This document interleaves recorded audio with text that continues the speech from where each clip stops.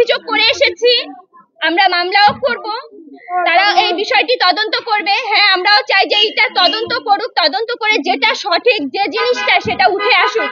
কারণ তিনি যে এত ভয়াবহ একটি আচরণ করেছেন আজকে, কোনো কারণ ছাড়া, কোনো অপরাধ ছাড়া, সেই জিনিসটি আসলে সেই বিষয়টি সকলের সামনে আসা উচিত বা সকলের দেখা উচিত।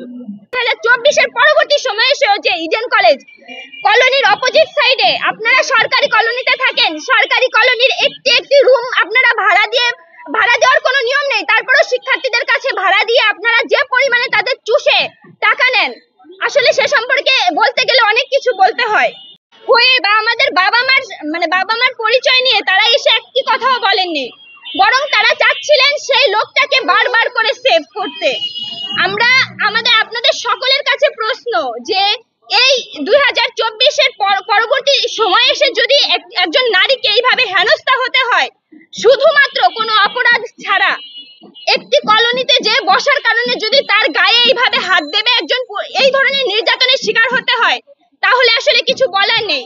দেখুন, আমরা কোনোভাবেই এই অপমান, এই নির্যাতন মেনে নিব না। আমরা চাইবো আপনারা সকলে, এটা আসলে আপনাদের কোন দৃষ্টিকোণ থেকে কতটা শোভনীয়, এটা কতটা শোভনীয় আর সঠিক আপনারা একটু বলবেন।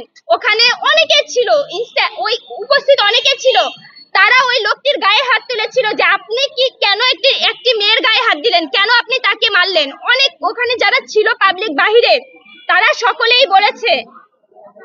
দেখুন, আমরা কি বলবো, আমি আসলে কি বলবো, আমার ভাষা নেই যে এই সময় এসে, কিন্তু আমরা সে সম্পর্কে যাব না।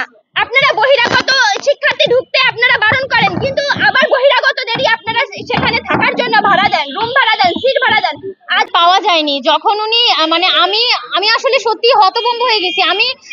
আমি এতদিন ধরে, আপনারাও চেনেন যে আমি বিভিন্ন অন্যায় নিয়ে আমি প্রতিবাদ করি, আন্দোলন করি, কিন্তু আমি কখনো দেখিনি যে নারীর উপর এভাবে কি বলবো, হামলা হয়। আমি যখন বলি যে আপনি কেন মারছেন, আমি ভাবতেই পারিনি আমার উপর হামলা হবে। আমাকে এরকম করে ধরে লাথি মেরে ফেলে দিল। আমি যেখানে বললাম আমি ইডেন কলেজ, তার কি আসলে আমার কলেজের ওপর কোনো ক্ষোভ আছে কিনা আমি জানি না। উনি আমার পরিচয় জানার পরে উনি আমার সাথে এই ব্যবহারটা করলো। দেখুন, আমাদের চোখের সামনে আমাদের কোনো এক ভাইকে যখন তৃতীয় পক্ষ এসে হামলা করছে, বা আমার কোনো প্রিয়জনকে বা আমার হাজবেন্ডকে কেউ এসে হামলা করছে, আমি ইনস্ট্যান্ট সজ্ঞানে সেখানে থাকা, আমি যে এগিয়ে যাব না, এটা আপনারা কিভাবে দেখেন? অবশ্যই আমি এগিয়ে যাব। একটা ছেলের গায়ে যখন একটা তৃতীয় পক্ষ কেউ এসে আঘাত করে, তখন সেখানে উপস্থিত মেয়েটি এগিয়ে কেন যায়? যে আমি গেলে হয়তো তার উপর আর হামলাটা হবে না বা এই ঝামেলাটা তৈরি হবে না, সেই দৃষ্টিকোণ থেকে একটি মেয়ে এগিয়ে যায়। কিন্তু সেই মেয়েটি এগিয়ে যাওয়ার পরেও যে তার উপর এরকম হামলা হতে পারে, আসলে কি বলবো।